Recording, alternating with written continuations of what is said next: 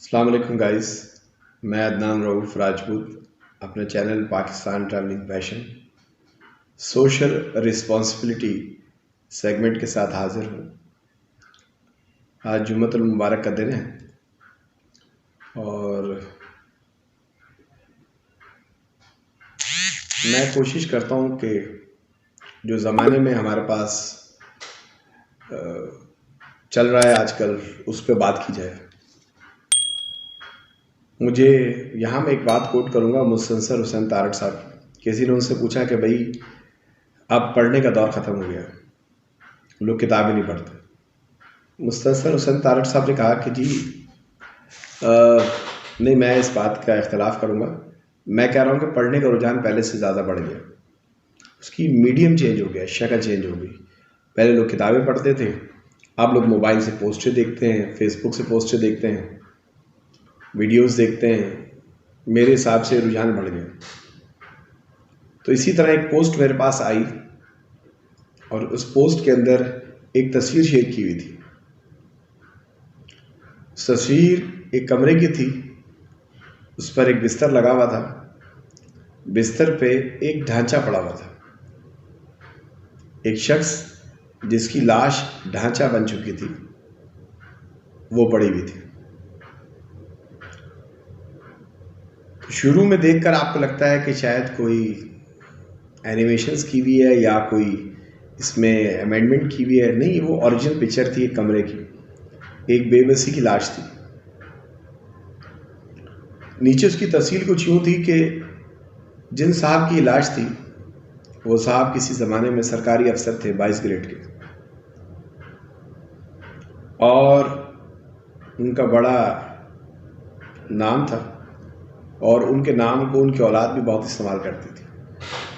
انہوں نے جائز ناجائز جس طریقے سے بھی ہوا اپنے عہدے کا فائدہ اٹھایا، اور ان کے بچوں نے ان سے بڑھ کر ہر جگہ گفتگو میں وہ یہی اظہار کرتے تھے کہ ان کے ابا جو ہے وہ 22 گریڈ کے افسر ہیں۔ دن گزرتے گئے، وقت میں ہمیشہ کہتا ہوں کہ ایک جیسا نہیں رہتا،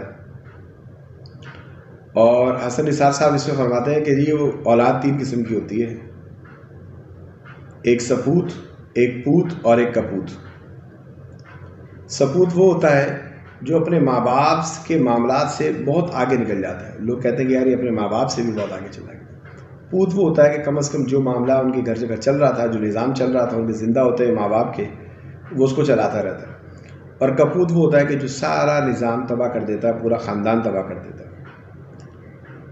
اور وہ کوئی ایک شخص یا کچھ 2 بھائی یا زیادہ لوگ مل کر کپوت کا کردار ادا کرتے ہیں، اور بعض دفعہ پورے خاندان کو ڈبو دیتے ہیں، گھر کے گھر مٹ جاتے ہیں۔ جن گھروں میں کبھی گزرنے والے ان کے کہکوں سے اندازہ لگاتے تھے کہ یہ گھر کتنا خوشحال ہے، ان کے گھر میں جب کھانا کھایا جاتا تھا اس سے کانٹے چھری اور کانٹوں کی چمچ کی آوازوں سے باہر تک آواز اتنی آتی تھی تو لوگ سمجھتے تھے کہ ہاں یار آج سارے بھائی اکٹھے ہیں، آج جیسے ایک وقت ایسا آتا ہے کہ وہ سارا معاملہ ختم ہو جاتا ہے۔ تو اولاد کی کیٹیگری اس لیے سمجھائی کہ یہ واقعہ آپ کو سمجھ آ جائے۔ تو 22 گریڈ افسر صاحب ایک وقت میں آ کے ان کے نام کے ساتھ ریٹائر لگ گیا، اب گھر پہ ہو گئے، اب وہ ایک ریٹائر بوڑھے آدمی ہو گئے۔ ابھی بھی جہاں تک ان سے تعلقات استعمال کے لیے بچے ان سے اصرار کرتے تھے، وہ فون کر دیتے تھے، کہہ دیتے تھے۔ ایک وقت ایسا ہے کہ وہ بیمار رہنے لگے، بچے پڑھ چکے، شادیاں ہو چکی۔ انہوں نے کہا کہ یار باپ کی خدمت کون کرے؟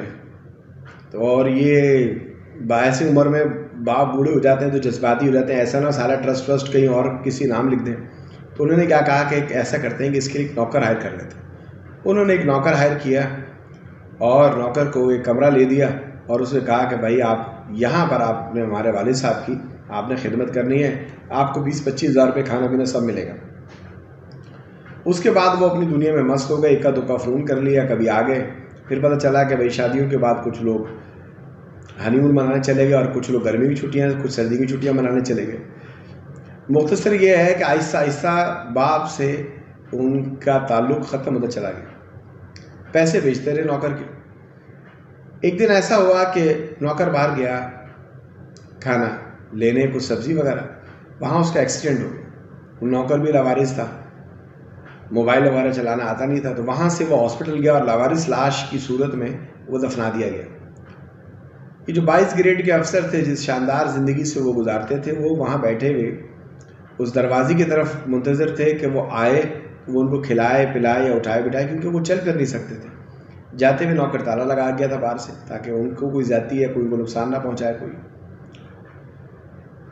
وہ شخص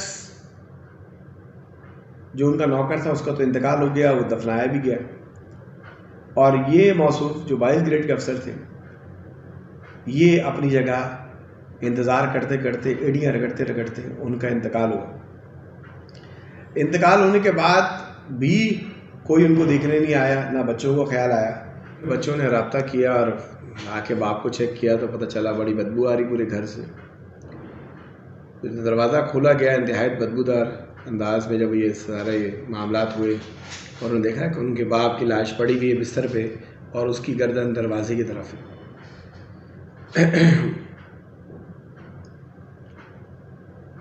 تو یہ ایک عبرت ہے خدا کی طرف سے ہم سب لوگوں کے لیے جو اعلیٰ اختیار اس وقت رکھتے ہیں، عہدوں پر فائز ہیں، کہ جس اولاد کے لیے اس نے دن رات ایک کر دیا، جائز ناجائز ہر طرح کی سہولتیں ان کو دیں، اس اولاد کے ہاتھوں قدرت نے یہ دکھایا ہے کہ دیکھ لو یہ بھی میری عبرت ہے ان لوگوں کے لیے کہ جو ابھی سبق سیکھنا چاہے۔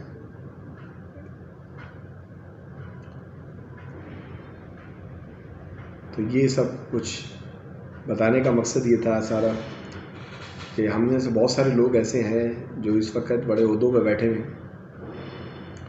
اور